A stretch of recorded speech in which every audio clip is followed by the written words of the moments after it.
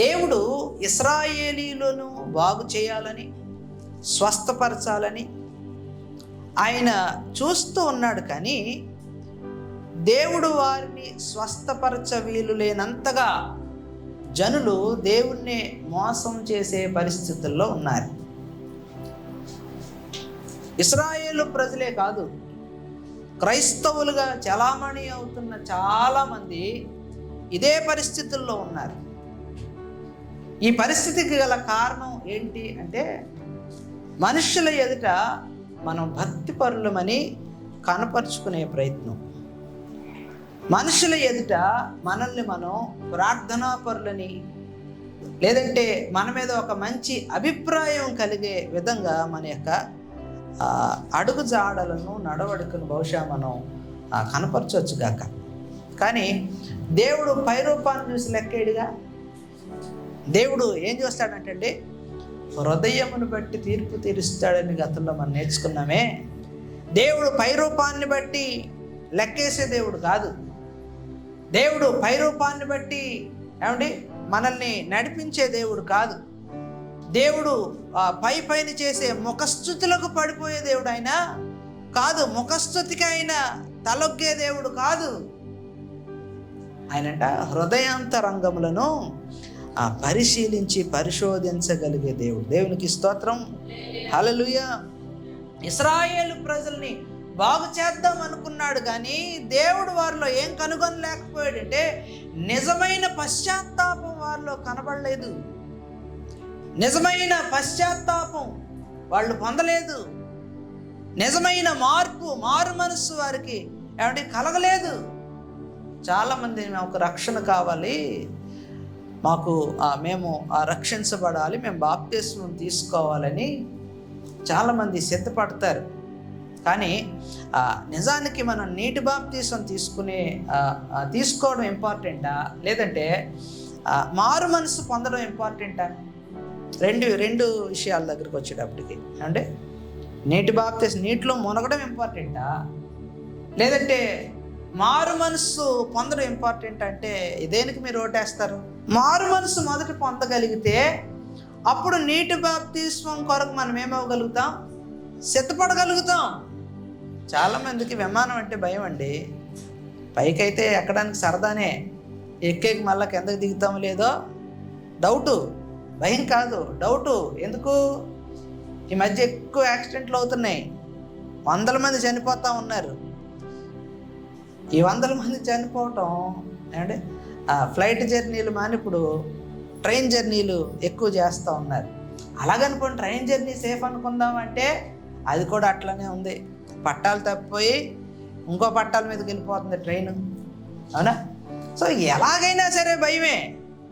పైకి ఎక్కాలన్నా మళ్ళా భయమే, కిందకి దిగుతామో లేదో అని అనుమానంతో కలిగే భయం. అయితే ఏదో విధంగా మనసును ఏం చేసుకుంటాం? ముందైతే మనం ప్రయత్నం చేద్దాం. ఫ్లైట్ ఎక్కేంత వరకు ఎలా ఉంటుందంటే చాలా సరదాగా, ఎప్పుడు తీసేస్తారా ఫ్లైట్, ఎప్పుడు టేకాఫ్ అవుద్దా అన్న సరదా ఉంటుందండి. గాల్లోకి వెళ్ళిన తర్వాత ఇంక మన చేతిలో ఉండం. ఎంత గొప్పోడైనా, ఎంత ధనికుడైనా ఆ సమయానికి వాళ్ళు ఎవరి ఇష్టదైవాన్ని వాళ్ళు ప్రార్థించుకుంటారు. దేవుడా, మేము మళ్ళా త్వరగా మా గృహాలకు చేరిపోతే చాలు, నీకు అది ఇచ్చేస్తాం, ఇది ఇచ్చేస్తాం, ఇది చేసేస్తాం, అది చేసేస్తాం అని. అవునా? మధ్య మధ్యలో టర్బులెన్స్ వస్తూ ఉంటాయి. టర్బులెన్స్ అంటే చిన్న గాలి ఉంటుంది కదా, గాలికి రెక్క చిన్నది ఊగిందంటే చాలు లోపల బాడీలో మనుషులు సీట్లోంచి ఎగురుతూ ఉంటారు. గాల్లో ఆ రెక్కలా ఊగినప్పుడు క్లియర్గా కనిపిస్తూ ఉంటుంది, రెక్కలు ఇలా ఊగుతూ ఉంటాయి. ఇలా ఊగినప్పుడు లోపల ఉన్న వాళ్ళంతా కూడా అలాగా ఎగురుతూ ఉంటారు. అలవాటైన వాళ్ళు పర్లేదు, కొత్తగా ఉన్నోళ్ళు అయిపోయింది మా పని, అయిపోయింది ఇంక మా పని. కొత్తగా నేను వెళ్ళినప్పుడు అలాగే అనుకున్నా, టర్బులెన్స్ అంటే ఏదో అనుకున్నాను, కానీ పైకి ఎత్తి కొదేసేస్తూ ఉంది. ఎంత పెద్ద టర్బులెన్స్ ఉంటుందా? ఎక్కడం దేవుని చిత్తం అనుకోవడం కాదు, దిగడం కూడా దేవుని చిత్తం అన్నారు. Praise lord.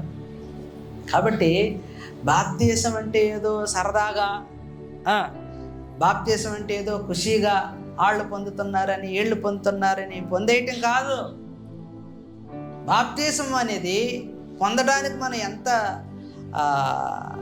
సంతోషపడి మనం తీసుకుంటామో దానిని కాపాడుకోవడం కూడా అంతే ముఖ్యం.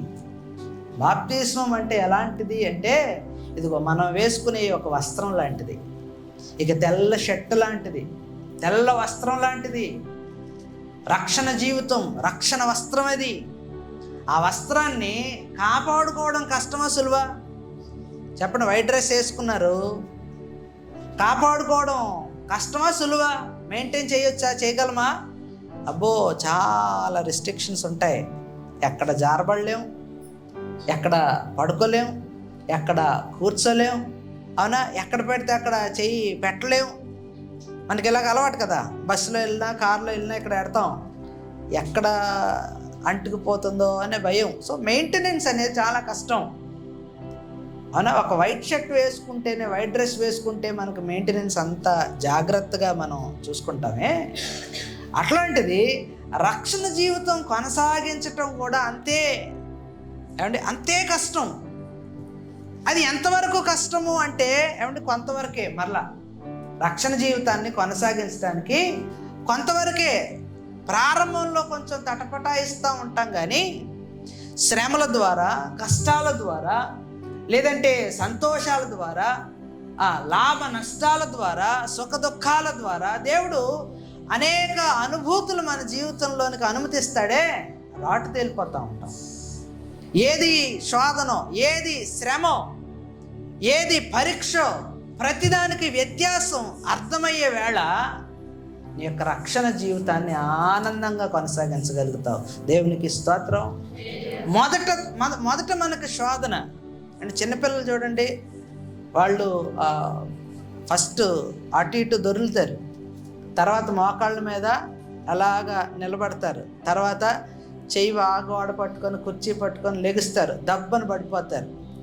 ఏమంటే తర్వాత అలాగా చిన్న చిన్న చిట్టు పొట్టు అడుగులు వేస్తారు. నాకు నడక వచ్చేసిందని 2 అడుగులు వేసేటప్పటికి దబ్బని పడిపోతారు. అలాగా ఒక వారం 10 రోజులు అయిన తర్వాత మొత్తానికి వాడు ఇంకా పడిపోకుండా ఏం నేర్చుకుంటాడు అంటే బ్యాలెన్స్ చేయడం నేర్చుకుంటాడు.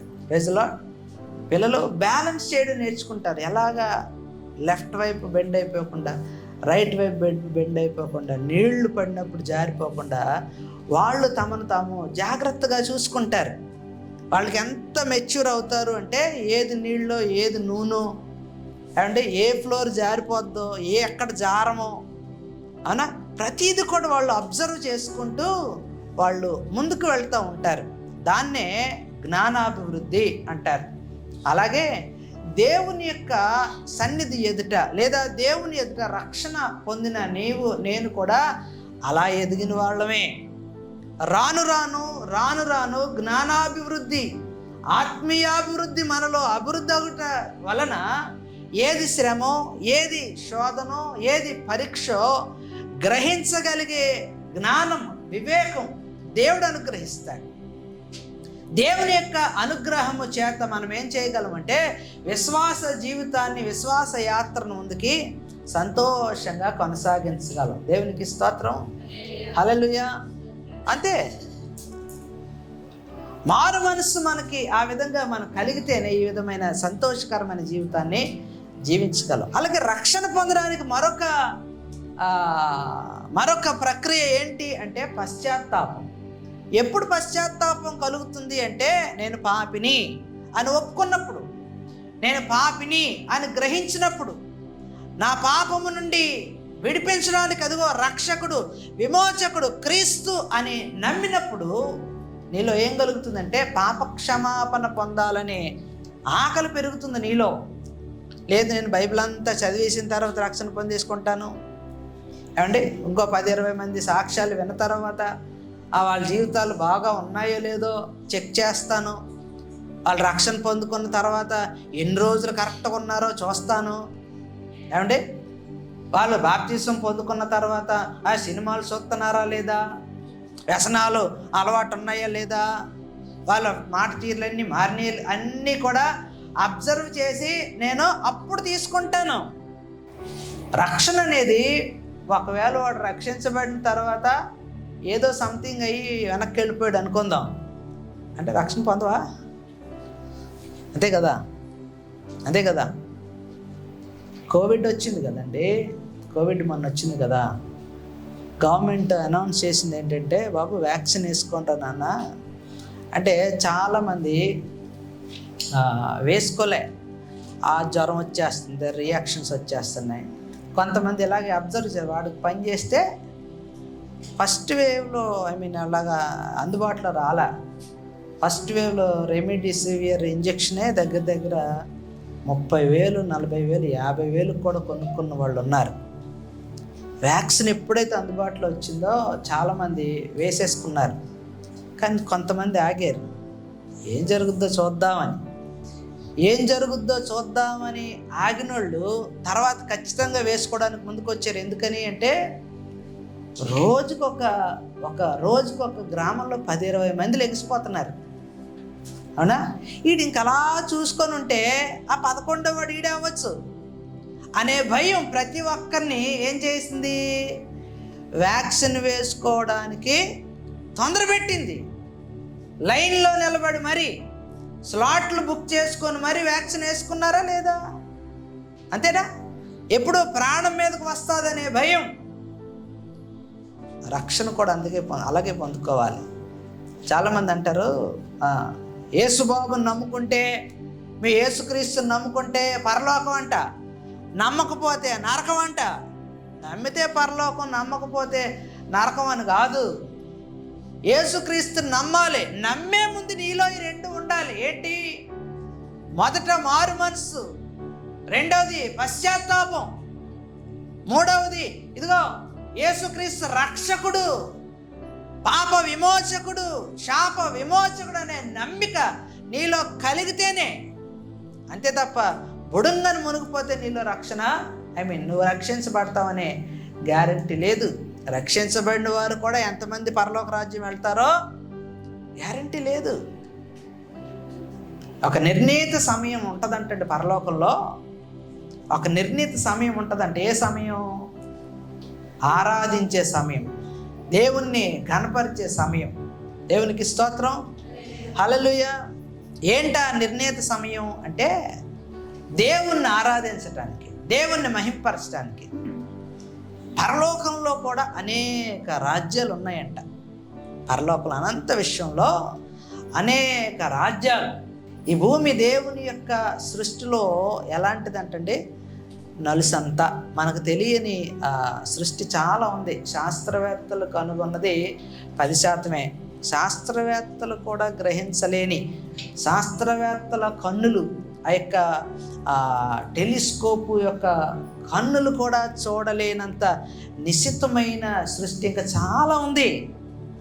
ఆ సృష్టి అంతటి దగ్గరికి ఎవరు వెళ్ళలేరు, ఇంకా మనిషి వెళ్ళలేదు. అనేక రాజ్యాలు ఉన్నాయంటండి.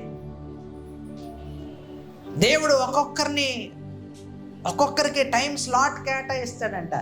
ఆ సమయానికి వచ్చి దేవుణ్ణి ఆరాధించి వెళ్ళిపోవాలి. దేవునికి స్తోత్రం. మరి మిగతా సమయంలో ఏం చేస్తామంటే పరిపాలన. ఏం చేస్తాం? దేవుడు మనల్ని ఎలా నిలబెడతాడంట? పరిపాలకులుగా, యజమానులుగా. దేవుని కంటే కొంచెం తక్కువ వారుగా మనల్ని చేశాడు. మన తర్వాత దేవుడు దేవదూతలకు మహిమను అనుగ్రహించాడు. దేవునికి స్తోత్రం, హల్లెలూయా. కాబట్టి దేవుని ప్రియబిడ్డలారా, పరలోకం ఇదిగో మనలో ఎంతమంది వెళ్తాం అన్నది కూడా గ్యారంటీ లేదు. అందుకే దేవుడు మనకి ఏ పద్ధతిని అనుగ్రహించాడు అంటే ఒక నిర్ణీత సమయాన్ని ఏర్పరచుకొని ఆ సమయానికి వచ్చి దేవుణ్ణి ఆరాధించటం. అందుకే పరలోకమందు ఎలాగో భూమి మీదనో అలాగే. యేసుక్రీస్తు ప్రభువారి యొక్క ప్రార్థనలో కూడా, ఆయన శిష్యులకు నేర్పించిన ప్రార్థనలో కూడా, దేవా పరలోకమందు నీ చిత్తము నెరవేర్చబడినట్లు భూమి యందును నెరవేరునుగా. మనం ఇప్పుడు ఆయన పద్ధతిని అనుసరిస్తూ ఉన్నాం. మనం ఇప్పుడు ఆయన చిత్తాన్ని మనం నెరవేరుస్తూ ఉన్నాం. ఈ యొక్క క్రమం, ఈ పద్ధతి ఎక్కడుంటుంది అంటే పరలోక రాజ్యంలో కూడా ఉంటుంది. కాబట్టి ఈ క్రమాన్ని మనం ఎలాగ పాటించాలి అంటే ఖచ్చితంగా క్రమం కలిగిన వారిగా మనం పాటించాలి. Praise the lord. ఇందాక ఇశ్రాయేలు ప్రజల్ని దేవుడు చూసినప్పుడు వారిలో ఏం లేదంట, నిజమైన పశ్చాత్తాపం లేదు, నిజమైన క్రమం లేదు, నిజమైన మార్పు వారిలో కలగలేదంట. వారు దేవుని దృష్టికి ఎలా ఉన్నారు అంటే పూర్తిగా పశ్చాత్తాపం పొందని వారుగా, నిజాయితీ లేని వారుగా వారు కనిపిస్తూ ఉన్నారంట. అందుకనే ఆయన అంటాడు చూడండి, నేను ఇశ్రాయేలు వారికి స్వస్థత కలుగ చేయదలచగా, ఆయన ఇంకా స్వస్థపరచలే, బాగు చేయాలని అనుకున్నాడు. ఆలోచిస్తూ ఉండగా దేవునికి ఏం కనిపిస్తూ ఉందంటండి, ఒక్కొక్క డొల్లతనం బయటకు వస్తూ ఉందంట. ఎఫ్రాయిము దోషమును, షోమ్రోను చెడుతనమును బయలుపరుచున్నవి. దేవునికి స్తోత్రం. ఎఫ్రాయిము అంటే ఉత్తర రాజ్యం, షోమ్రోను అంటే దక్షిణ రాజ్యం. ఉత్తర రాజ్యం ఇశ్రాయేలు, దక్షిణ రాజ్యం యూదా. షోమ్రోను అంటే మనం ఇంకొక మాట కూడా అనుకోవచ్చు, సమరయ. Praise the lord. షోమ్రోను అంటే సమరయ అని కూడా మనం రాసుకోవచ్చు, రైట్. ఇక్కడ ఎఫ్రాయిము అంటే ఉత్తర రాజ్యాన్ని సూచిస్తూ ఉంది. అంటే దేవుని దృష్టికి యూదా ఇశ్రాయేలు ఇద్దరు కూడా ఎలా ఉన్నారు అంటే వారు డొల్లతనం కనిపించే విధంగా, ఇంకా వాళ్ళు జనులు మోసమును అభ్యాసమును చేసేదరంట, కొల్లగాండ్రై లోపలకు చొరబడుదురు, బందిపోటు దొంగలై బయట దోచుకొందురు. దేవుడు వారి జీవితాల్లో ఏం చూస్తూ ఉన్నాడు అంటే అన్యాయాన్నే చూస్తూ ఉన్నాడు. వారిలో న్యాయం లేదంట, వారిలో దేవుని క్రమం లేదంట. దేవుని యొక్క ఇంట్లో ఎలా ఉండాలో, దేవుడు ఆహ్వానించిన ఆ యొక్క పెండ్లి విందులో ఎలాగా వాళ్ళు రావాలో వాళ్ళకి తెలియలేదంటండి. కొంతమందికి వాళ్ళు ఎలాగున్నారంటే వస్త్రమును కాపాడుకోని విధంగా ఉన్నారు. చూడండి, ఒక ఉపమానాన్ని మనం జ్ఞాపకం చేసుకుందాం. మత్తయి సువార్త 22వ అధ్యాయం. మత్తయి సువార్త 22వ అధ్యాయం 1 నుండి 11 వచనాలు ఒకసారి చూద్దామా. మత్తయి సువార్త. యేసు వారికి ఉత్తరం ఇచ్చుచు తిరిగి ఉపమాన రీతిగా ఇట్లా, నేను పరలోక రాజ్యము తన కుమారునికి పెండ్లి విందు చేసిన ఒక రాజుని పోలి ఉన్నది. ఆ పెండ్లి విందుకు పిలువబడిన వారిని రప్పించుటకు అతడు తన దాసులను పంపినప్పుడు వారు రానొల్లకపోయిరి. కాగా అతడు, ఇదిగో నా విందు సిద్ధపరిచినాను, ఎద్దులను క్రొవ్విన పశువులను వధించబడినవి, అంతయు సిద్ధముగా ఉన్నది. పెండ్లి విందుకు రండని పిలువబడిన వారితో చెప్పుడని వేరే దాసులను పంపెను గాని వారు లక్ష్యము చేయక, ఒకడు తన పొలమునకును మరి ఒకడు తన వర్తకమునకును వెళ్ళిరి. తక్కిన వారు అతని దాసులను పట్టుకుని అవమానపరిచి చంపిరి. కాబట్టి రాజు కోపపడి తన దండ్లను పంపి ఆ నరహంతకులను సంహరించి వారి పట్టణము తగులుబెట్టించెను. అప్పుడు అతడు, పెండ్లి విందు సిద్ధముగా ఉన్నది కానీ పిలువబడిన వారు పాత్రులు కారు, కనుక రాజమార్గమునకు పోయి మీకు కనబడు వారిని అందరినీ పెండ్లి విందుకు పిలువుడని తన దాసులతో చెప్పెను. ఆ దాసులు రాజమార్గమునకు పోయి చెడ్డవారినేమి మంచివారినేమి తనకు కనబడిన వారిని అందరినీ పోగు చేసిరి. గనుక విందుకు వచ్చిన వారితో ఆ పెండ్లి శాల నిండెను. రాజు కూర్చున్న వారిని చూడలోపలికి వచ్చి అక్కడ పెండ్లి వస్త్రము ధరించుకొనని ఒకని చూసి, స్నేహితుడా, పెండ్లి వస్త్రము లేక ఇక్కడికి ఎలాగ వచ్చిందని అడుగుగా వాడు మౌనయుండెను. అంతట రాజు వీని కాళ్ళు చేతులు కట్టి వెలుపల చీకట్లోనికి త్రోసివేయడి, అక్కడ ఏడ్పును పండ్లు కొరటుకి ఉండునని పరిచారకులతో చెప్పాను. దేవునికి స్తోత్రం, హల్లెలూయా.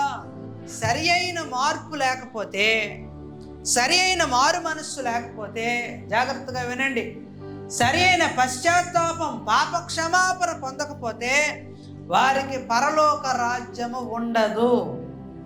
వారు క్రైస్తవులైనా ఉండదు,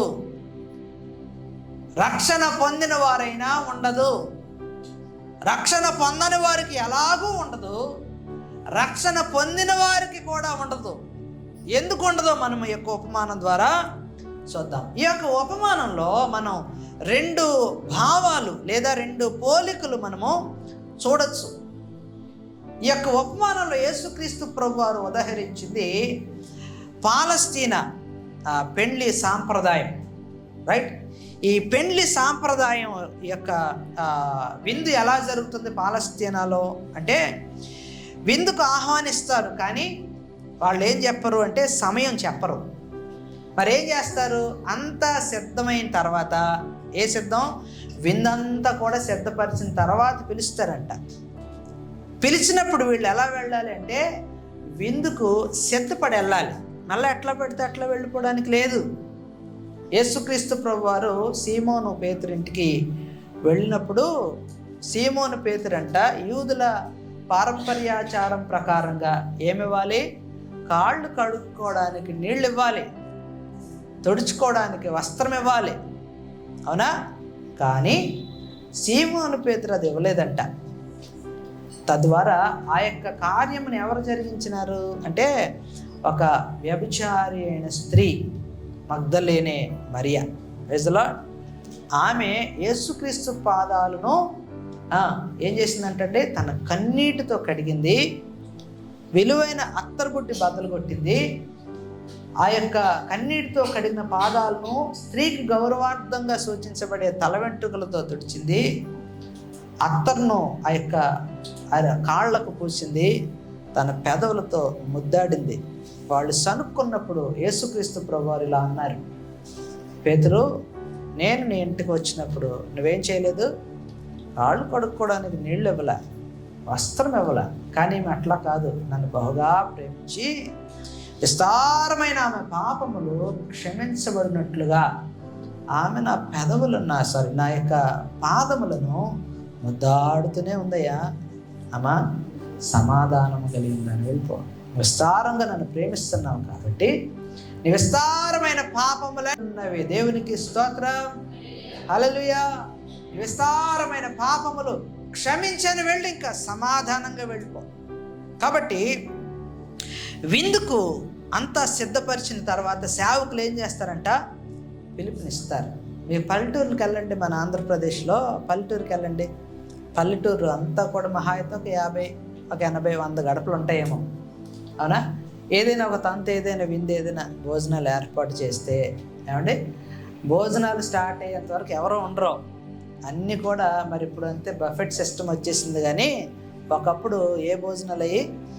బంతి భోజనాలు అంటారు, అవునా? టెంట్ వేసి చక్కగా బలలేసి చైర్లు చక్కగా పెట్టేవాళ్ళు, అందరూ ఒకేసారి తిని వెళ్ళేవాళ్ళు. ఇప్పుడంతా కలగా పులగం అయిపోయింది. కానీ అవునా, పల్లెటూరులో ఏమంటే అక్కడ ఏం చేస్తారంటే విందు సిద్ధపడిన తర్వాత అందరినీ పిలుస్తారు. రెడీ అయిపోయిన భోజనాలు అందరూ వచ్చేయండి, అందరూ వచ్చేయండి ఏమంటే అని పిలిచినప్పుడు ఒకరి తర్వాత ఒకళ్ళు ఏమంటే ఎలా పడితే అలా వెళ్ళిపోతారా? చెప్పండి. డ్యూటీ బట్టలు వేసుకొని, నర్సు బట్టలు వేసుకొని, డాక్టర్ బట్టలు వేసుకొని,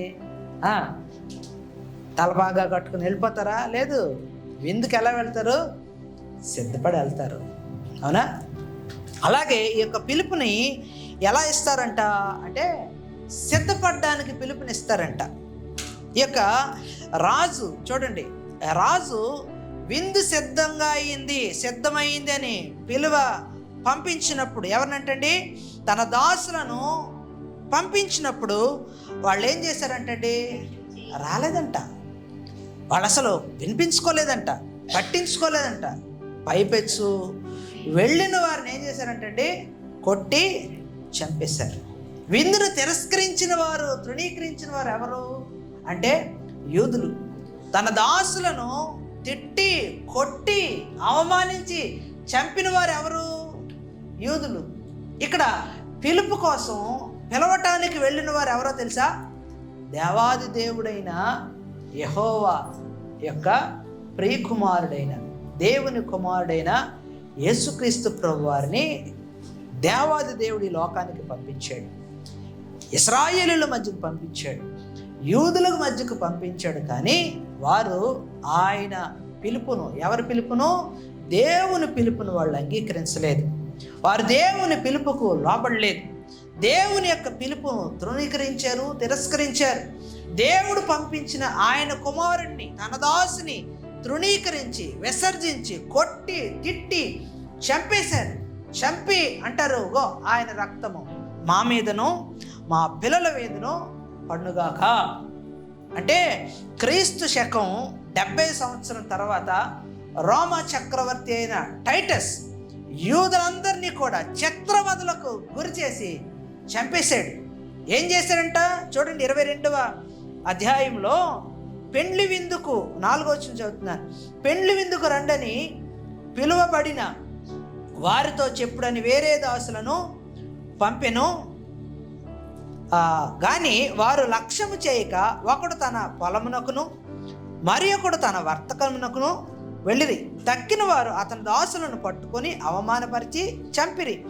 కాబట్టి రాజు కోపపడి తన దండ్లను పంపి ఆ నరహంతకులను సంహరించి వారి పట్టణమును తగలబెట్టించెను. ఈ టైటస్ మహాచక్రవర్తి ఏం చేశాడు? యూదులను పట్టుకొని హింసించి చంపి యెరూషలేము పట్టణమును తగలబెట్టించేశాడు. నీకు అర్థమైందా?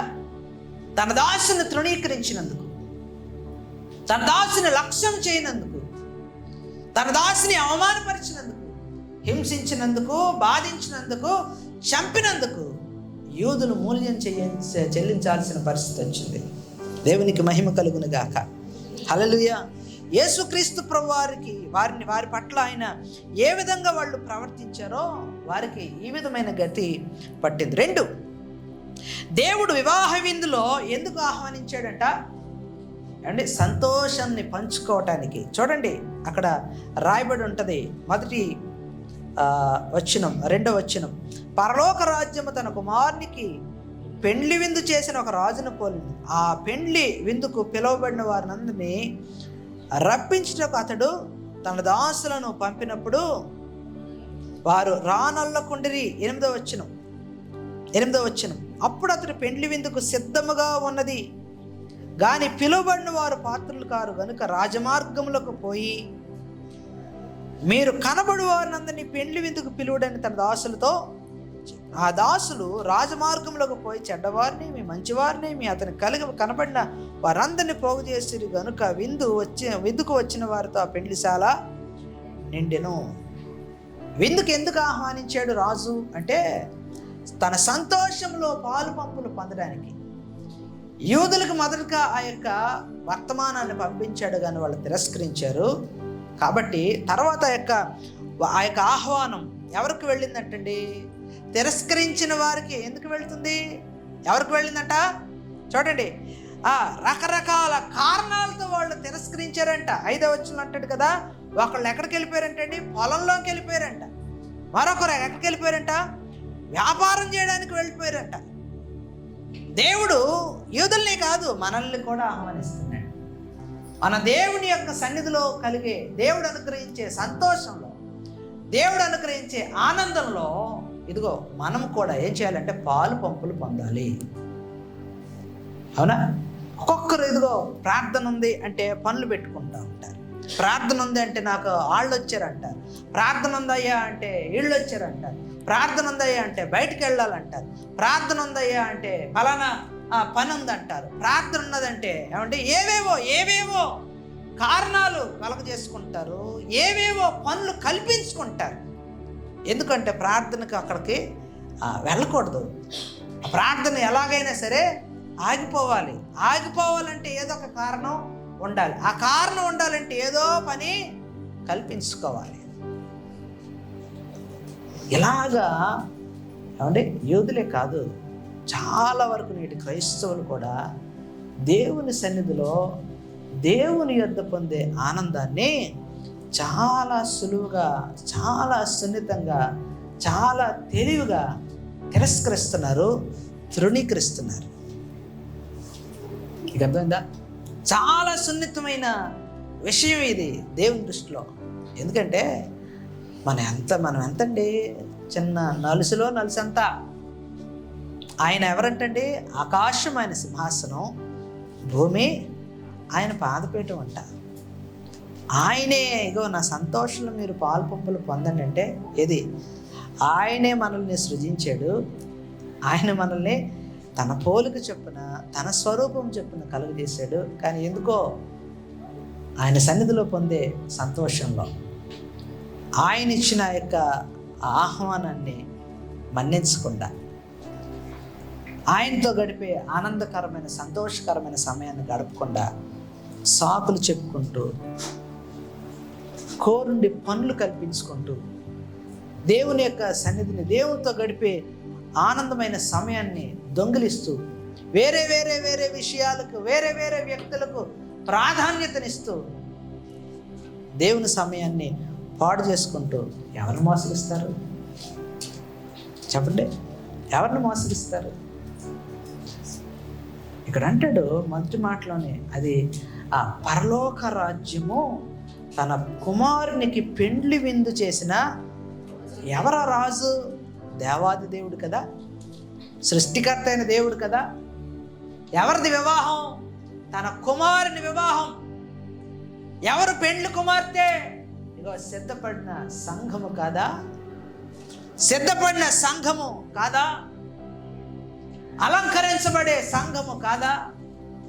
దేవుని సన్నిధిలో నువ్వు పొందే ఆనందం ఏమండి నిన్ను ఒక అలంకరణగా తయారు చేస్తుంది, ఒక ఉపకరణంగా నిన్ను నిలబెడుతుంది. కాబట్టి దేవుని సన్నిధిలో ఏదో ప్రెషర్తో మనం గడపకూడదు. ఒత్తిడి చేస్తే దేవుని సన్నిధిలోకి రాకూడదు, తప్పక రాకూడదు. అనుకోకుండా వచ్చేసానండి, తప్పదు కదా, రావాలి కదా. నో, మన దేవుని సన్నిధిలో గడిపేటప్పుడు ఇలాంటి స్టేట్మెంట్ కాదు, నేను నా దేవునితో గడుపుతాను. దావీదు అంటాడు కదా, దుప్పి నీటి వాగుల కొరకు ఆశపడినట్లు దేవా నీ సన్నిధి కోసం నేను ఆశపడుతున్నాను, నా ప్రాణం తృష్ణగొలుచున్నది. అబ్రాహాము అంట దేవుడు ఎప్పుడు వస్తాడా అని ఒంటరిగా అలా నిలవబడి చూసేవాడు అంట. ఎవరి కోసం? దేవుని కోసం. ఎప్పుడు వస్తాడా, ఆయన కోసం ఎదురు చూసేవాడంట. అందుకే ఆయన అంటాడు, అబ్రహాం ఎవరు? He's my friend. అబ్రహాము నా స్నేహితుడు, నా ప్రాణ స్నేహితుడు అబ్రహాం. నీవు ఆయన కుమారుడు అయితే, ఆయన కుమార్తె అయితే, ఆయన గర్భము నుండి ఉద్భవించిన వాడు అయితే, నీ దేవుని కోసం నువ్వు అంత ఆశపడుతున్నావా? దేవుని సన్నిధి కోసం నువ్వు అంత ఆశపడుతున్నావా? లేదండి నేను ఆనందించే దేవుని సన్నిధి వేరే ఉందంటావా? ఎక్కడ ఆనందం పొందలేము. మన హృదయాన్ని సిద్ధపరచుకోకపోతే, మన హృదయాన్ని సంపూర్ణంగా దేవునికి అప్పగించుకోకపోతే, సంపూర్ణంగా మారు మనసు పొందకపోతే, సంపూర్ణంగా దేవుని చిత్తాన్ని గ్రహించకపోతే, సంపూర్ణంగా పశ్చాత్తాపము నొందకపోతే, సంపూర్ణంగా దేవునిలో ఉన్న సత్యాన్ని గ్రహించుకోకపోతే ఎప్పటికీ దేవునిలో ఆనందించలేము. ఏదో పాటల వరకే మనం సరిపెట్టుకోవాలి. ఇదిగో దేవుని సన్నిధిలో ఆనందం, కష్టాల్లో ఆనందం, నష్టాల్లో ఆనందం అని పాటలతో మనం సరిపెట్టుకోవాలి. నో, దేవునితో గడిపే ఆనందం వేరు. ఇక్కడ అంటాడు, ఆహ్వానాన్ని తృణీకరించిన వారిని ఏమంటే ఆ యొక్క రాజు ఏం చేశాడంట? వాళ్ళని మరి పట్టించుకోలే. సరే వాళ్ళు రావట్లేదా, మీరు ఎక్కడికి వెళ్ళాలి? ఇప్పుడు రాజమార్గాలకు వెళ్ళండి. ఏమన్నాడు? అప్పుడు అతడు పెండ్లి విందు సిద్ధముగా ఉన్నది కానీ పిలువబడిన వారు పాత్రులు కారు.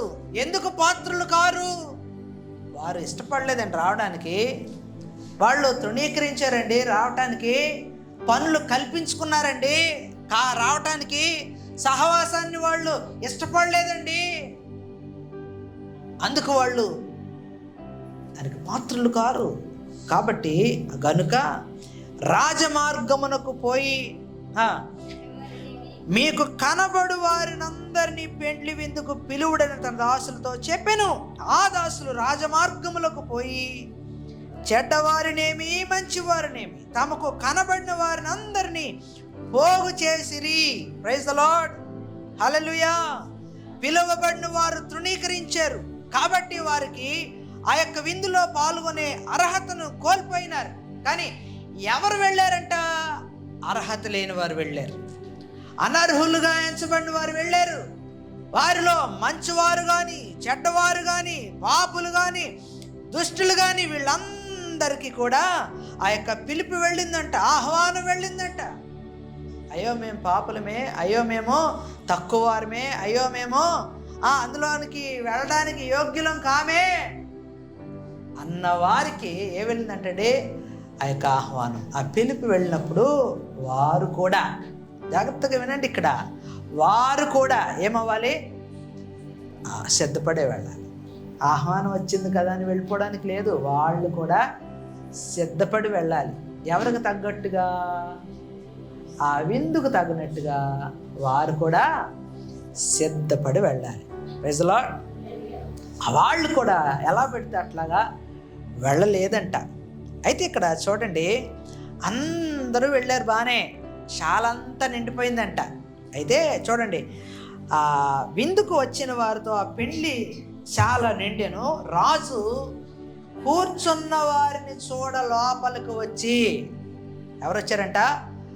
రాజు కూర్చున్న వారిని చూడడానికి వచ్చాడంట. వచ్చినప్పుడు ఇక్కడ పెండ్లి వస్త్రము ధరించుకొనని ఒకని సూచి, నా స్నేహితుడా, పెండ్లి వస్త్రము లేకుండా ఇక్కడికి ఎలాగొచ్చావు నువ్వు? Praise the lord. అంటే పెండ్లి విందుకి ఎలా వెళ్ళాలి? ఆ పిలువబడిన వారు సిద్ధపడి వెళ్ళాలి. ఆ సిద్ధపాటే ఇదిగో నీవు నేను కొనసాగిస్తున్న రక్షణ. Praise the lord. ఇది సిద్ధపాటు. రక్షణ వస్త్రం అనేది చాలా అవసరం. ఎందుకు అవసరం అంటే ఆ రక్షణ వస్త్రమే దేవుని ఎదుట మనల్ని నిలబెడుతుందంట. మీకు కాన్వకేషన్ ఐడియా ఉండే ఉంటుంది. గ్రాడ్యుయేషన్ అయిన తర్వాత, పోస్ట్ గ్రాడ్యుయేషన్ పీజీ అయిన తర్వాత ఒక గౌన్ వేస్తారు. గౌన్ వేసి ఆ టోపీ పెడతారు. తర్వాత ఒక్కొక్కరిని పేరు పిలిచి డిగ్రీ ఇస్తారు. అర్థమైందా? ఇంకొక గమ్మత్తైన విషయం ఏంటంటే, ఆ డిగ్రీ తీసుకున్న వాళ్ళే కాదు, డిగ్రీ ప్రజెంట్ చేసే వాళ్ళు కూడా ఆ గౌన్లు వేసుకుంటారు. కానీ వాళ్ళ గౌన్లు వేరు, వీరి గౌన్లు వేరు. వీళ్ళందరూ కూడా అక్కడ ఎలా ఉంటారంటే ఒక యూనిఫామ్గా ఉంటారు. డిగ్రీ ఇచ్చేవాళ్ళు, డిగ్రీ తీసుకునేవాళ్ళు. Praise the lord. ఎవరంటే ఇచ్చేవాళ్ళు అర్హులు, డిగ్రీ ఇవ్వడానికి వాళ్ళు అర్హత కలిగిన వారు, తీసుకునేవారు అర్హత పొందేవారు.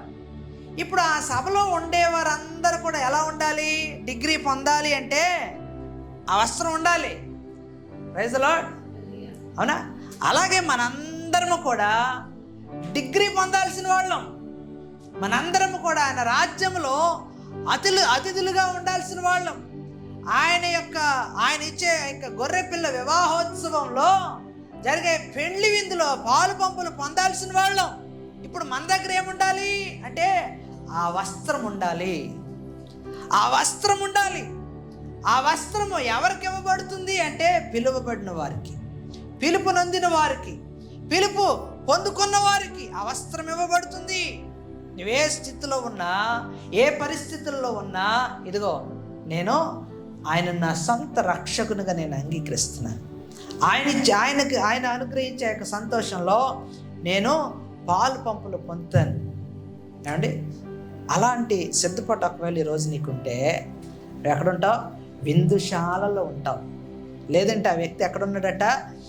ఆ ఏడ్పును పండ్లు కొరికే స్థలంలోనికి విసరవేయబడ్డాడంట. Praise the lord. విసరవేయబడ్డాడంట. అందరి నుండి అతను ఒక్కడే. ఎలా ఉంటుందండి? మీకు అర్థమైందా? ఆయన అడుగుతున్నాడు, స్నేహితుడా నువ్వు ఎలా వచ్చావు? నీకు ఆహ్వానం అందింది, కానీ నువ్వు రావాల్సిన విధంగా రావాలి. నువ్వు సరైన సిద్ధపాటు ఇంకా నీలో లేదు, సరైన మార్పు నీలో లేదు. దేవుడు బాగు చేయాలనుకుంటాడు. దేవుడు అందరినీ స్వస్థపరచాలనుకుంటాడు. దేవుడు అందరినీ అభివృద్ధి పరచడానికే, ఆశీర్వదించడానికే, ఆశీర్వాదానికి కర్తలుగా చేయడానికే నిన్ను నన్ను రక్షించుకున్నాడు ఆయన. నిన్ను నన్ను ప్రత్యేకించుకున్నాడు ఆయన. నిన్ను నన్ను ఆయన పిలుచుకున్నాడు ఆయన. మరి ఈరోజు ఎటువంటి వస్త్రాన్ని నువ్వు కలిగి ఉన్నావు? ఎటువంటి మార్పు నువ్వు కలిగి ఉన్నావు? ఏమంటే యెషయా గ్రంథం 53వ అధ్యాయం 5వ వచనం అంటాడు కదా, మన సమాధానమైన శిక్ష అతని మీద పడిన అంటున్నాడు. ఆయన పొందిన దెబ్బల చేత మనకి స్వస్థత కలిగినట్టున్నాడు. ఏ శిక్ష అంటే ఆయన పొందుకున్నది? సమాధానకరమైన, సమాధానార్థమైన శిక్ష ఆయన మీద పడింది. ఎందుకు పొందాడు ఆయన శిక్ష? ఎందుకు పొందాల్సి వచ్చింది అంటే, ఇదిగో మనం అనర్హులం, మనం ఇంకా బాగు చేయబడలేదు, మనం ఇంకా దేవుని కొరకు నిలబడలేదంట. యెషయా గ్రంథం 1వ అధ్యాయంలో రాయబడి ఉంటుంది. చదవండి ఎవరైనా ఆ మాట.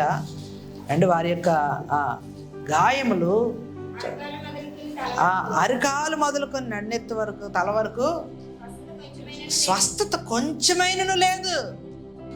ఎక్కడ చూచినను గాయములు, దెబ్బలు, పచ్చిపుండ్లు, అవి పిండబడలేదు, కట్టబడలేదు, తైలముతో మెత్తన చేయబడలేదు. మీ దేశము పాడైపోయిను, మీ పట్టణములు అగ్ని చేత కాలిపోయిను, మీ ఎదుటినే అన్యులు మీ భూమిని తినివేయుచున్నారు. అన్యులకు తటస్థించు నాశనము వలె పునాది పాడైపోయిను. దేవునికి స్తోత్రం, హల్లెలూయా. వారికి ఏం లేదంటే స్వస్థత కొంచెమైనను లేదంట. ఎవరికంట? దేవుని ప్రజలకి స్వస్థత కొంచెమైనను లేదంట. ఆ పైన 2వ వచనంలో అంటాడు చూడండి ఆ మాట. అదే యెషయా గ్రంథం. యెహోవా మాట్లాడుతున్నాడు, ఆకాశమా ఆలకించు, భూమి చెవియొగ్గు, నేను పిల్లలను పెంచి గొప్పవారినిగా చేసి తిని వారు నా మీద తిరుగుబడి ఉన్నారు. ఎద్దు తన కామందును ఎరుగును, గాడిద తన సొంత వానితోటి ఎరుగును. ఇశ్రాయేలుకు తెలియలేదు, నా జనులు యోచింపరు. దేవునికి స్తోత్రం, హల్లెలూయా. వాళ్ళు ఎలా ఉన్నారంట? దేవుని మాట ఆలకించని స్థితిలో ఉన్నారు. దేవుడు తన పిల్లలను పెంచి గొప్పవారినిగా చేశాడంట. కానీ వాళ్ళు దేవుణ్ణి విసర్జించేశారంట, దేవుణ్ణి తృణీకరించారంట, ఇట్టే మర్చిపోయారంట దేవుణ్ణి. చాలా సులువుగా మర్చిపోయినారంట దేవుణ్ణి. ఏమండి, చాలామంది ఇలాంటి పరిస్థితులే కలిగి ఉంటారండి. చాలామంది దేవుని కార్యాలను ఇట్టే మర్చిపోతారు, దేవుని ఉద్దేశాలను ఇట్టే మర్చిపోతారు, దేవుని యొక్క ఏమంటే ఆశ్చర్యక్రియను, అద్భుతాన్ని ఇట్టే మర్చిపోతారు. ఆయన ఏ విధంగా ఆదరించాడో, ఇగో నీ కరువులో ఏ విధంగా ఆయన సమృద్ధినిచ్చాడో, లేములో ఎలాంటి కలిమినిచ్చాడో, బాధలో ఎలాంటి ఓదార్పునిచ్చాడో, కృంగిపోయినప్పుడు ఎలా నిన్ను లేవనెత్తాడో అవన్నీ మర్చిపోతారు. ఆలోచనలు సాతాను పాడు చేసినప్పుడు, తలంపులను పాడు చేసినప్పుడు, నిర్ణయాలను పాడు చేసినప్పుడు ఏ విధంగా దేవుడు ధైర్యపరిచాడో, ఏ విధంగా బలపరిచాడో, ఏ విధంగా స్థిరముగా నిలబెట్టాడో, ఏ విధంగా కట్టాడో మర్చిపోతాం. చాలా సులువుగా మర్చిపోతాం.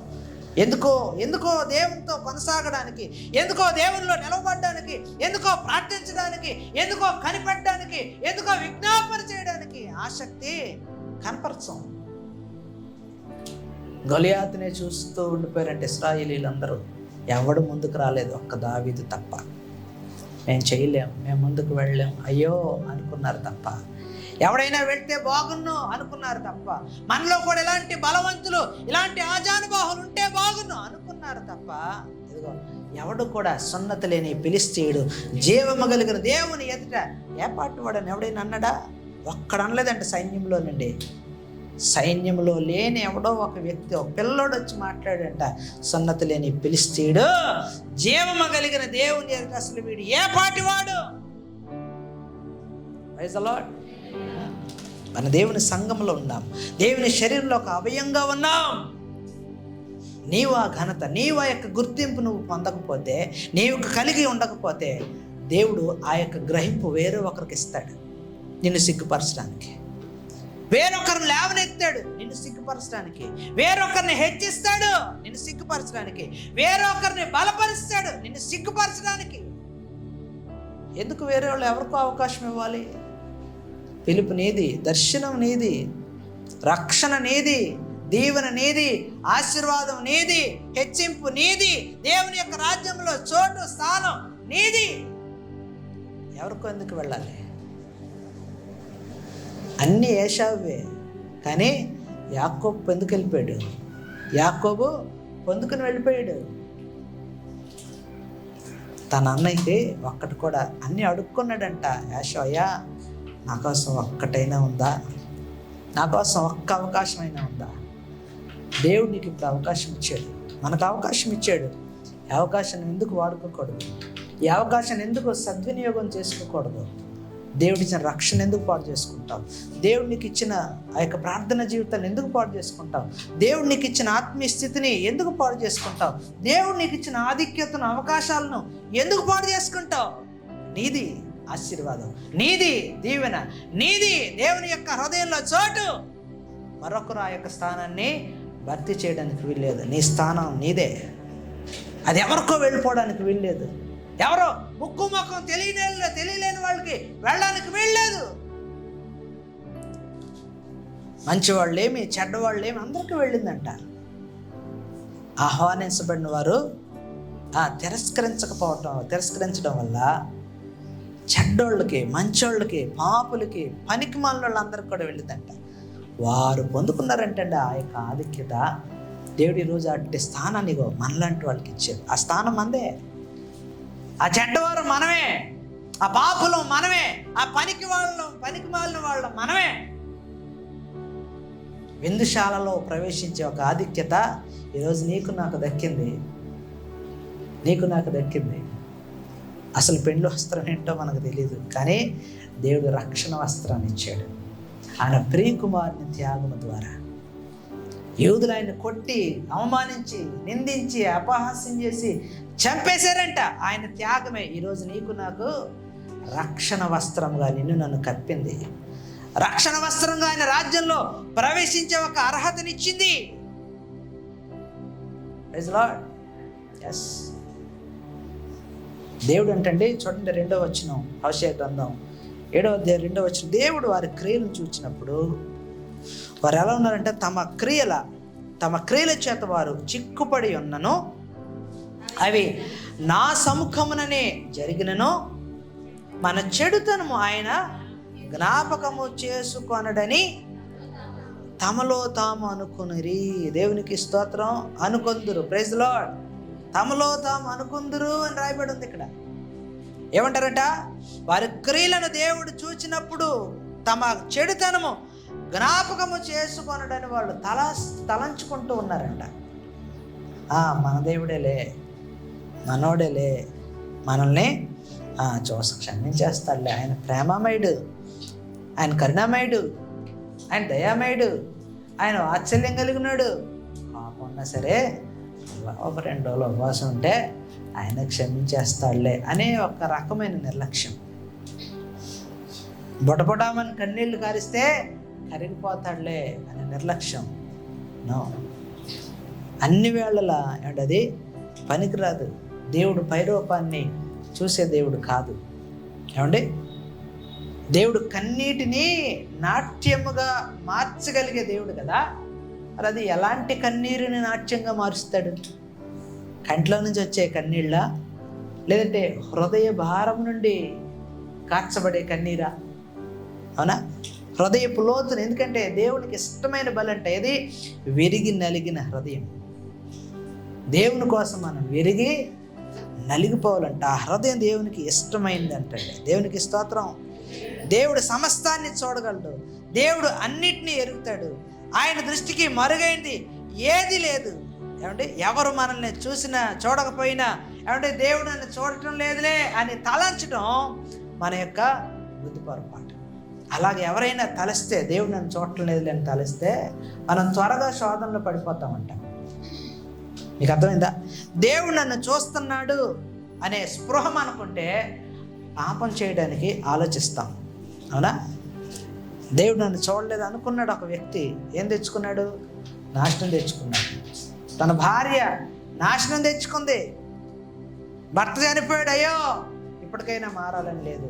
భార్య కూడా అదే పందాన్ని కలిగి ఉంది. ఆమె కూడా మరణాన్నే కొని తెచ్చుకుంది.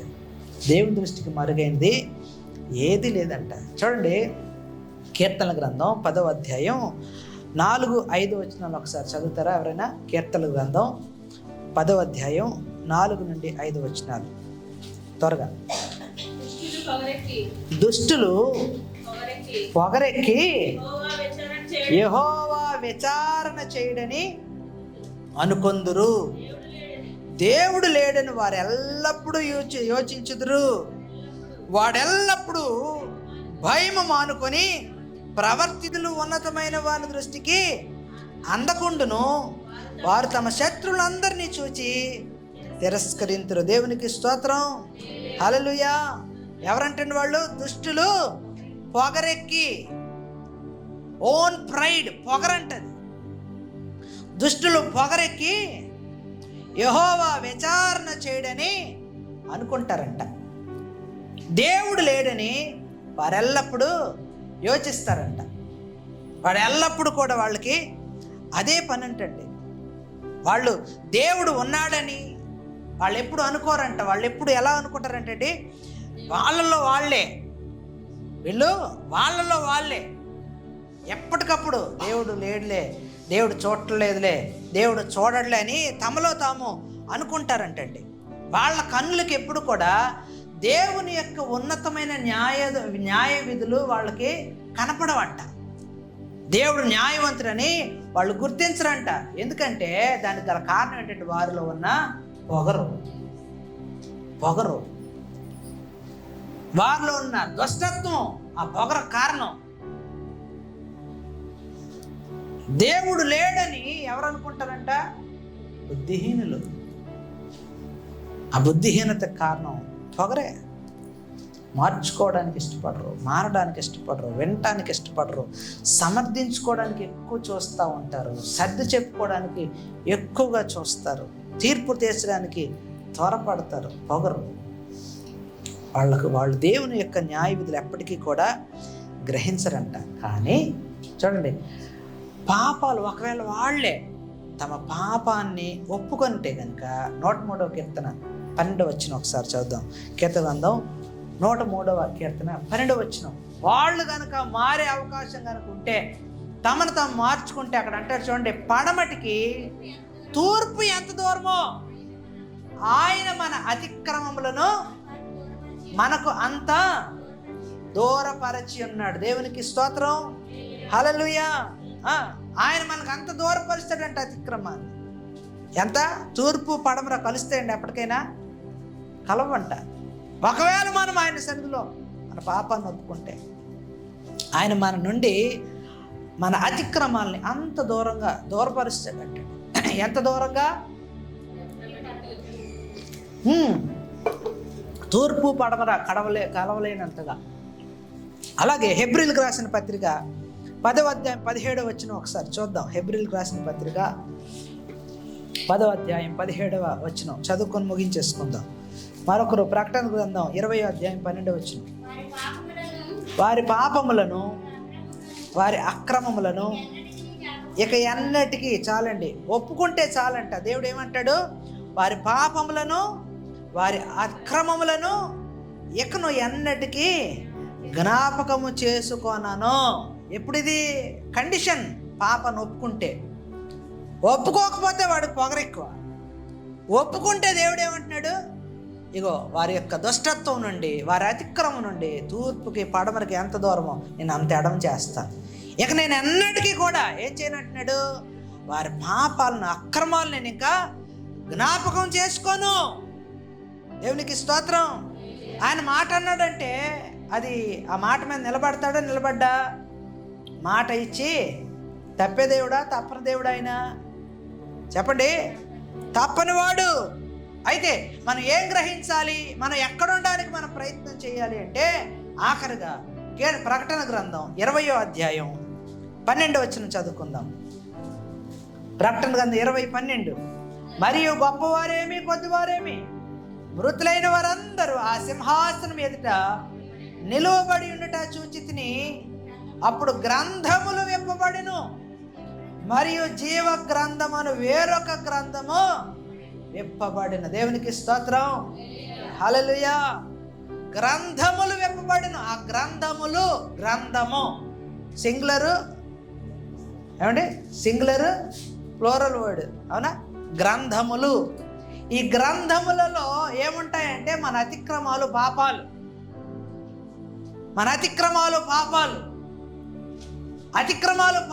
ఆ గ్రంథములో మన కొరకు రాయబడితే మనం తీర్పులో నిలబడతామా, లేదంటే ఏమండి దేవుని యొక్క కుడిపార్శ్వమందు కూర్చోగలుగుతామా? చెప్పాలి. తీర్పులో నిలబడితే అంతే మన పని మటాష్. మెనే టేకులు ఒపార్సిన్నే. దేవునికి స్తోత్రం. తీర్పులో నిలబడితే ఇంక మనకేముండదు, న్యాయం దొరకదు. అన్యాయం అనేది పూర్తిగా, అక్రమం అనేది నిరూపించబడుతుంది. ఆయన అంటాడు, నువ్వు నీ పాపాన్ని ఒప్పుకో, నేను మరి అన్నిటికీ కూడా నేను జ్ఞాపకం చేసుకోను. అవునా? ఒప్పుకుంటే ఆయన ఎక్కడంటే గ్రంథములు విప్పబడినా నీ పేరు అందులో ఉంటుంది. ఎక్కడుంటుంది? జీవ గ్రంథం అనే వేరొక గ్రంథం ఉంటుంది. ఈ జీవ గ్రంథం అనే వేరొక గ్రంథంలో నీ పేరు రాయబడిందా? మన సేఫ్ జోన్లో ఉన్నట్లే. జీవ గ్రంథంలో నీ పేరు రాయబడితే, ఏమండి, ఏ పేరు? పాత పేరు, కొత్త పేరు. పాత పేరు మంది ఈ లోకంలో. జీవ గ్రంథంలో ఎవరికి తెలియని కొత్త పేరు, ఎవరో పిలవని కొత్త పేరు ఆ గ్రంథంలో లిఖించబడి ఉంటుంది. నీ పేరు అక్కడ లిఖించబడాలి. అక్కడ లిఖించబడాలంటే గ్రంథములలో నీ క్రియలు ఎలా ఉండకూడదు? అక్రమంగా ఉండకూడదు. గ్రంథములలో నీ క్రియలు పాపిష్టివిగా ఉండకూడదు. గ్రంథములలో నీ క్రియలు ఎలా ఉండాలి తెలుసండి? నీతి క్రియలు. నిన్న చదువుకున్నాం కదా, ఎవరి కోసం పట్టణపు ద్వారాలు తెరవబడతాయి అంటే సత్యమును అనుసరించు నీతి గల జనుల ఎదుట నీ పేరు జీవ గ్రంథమందు రాయబడి ఉంది అంటే నీ కొరకు పరలోకపు పట్టణపు ద్వారం తెరవబడుతుంది. నీవు సంతోషంగా గొర్రెపిల్ల పెండ్లి విందులో తండ్రి అనుగ్రహించే యొక్క సంతోషంలో పాలు పొందుతాం. ఆయన అంటాడు, భలా నమ్మకమైన నా మంచి దాసుడా.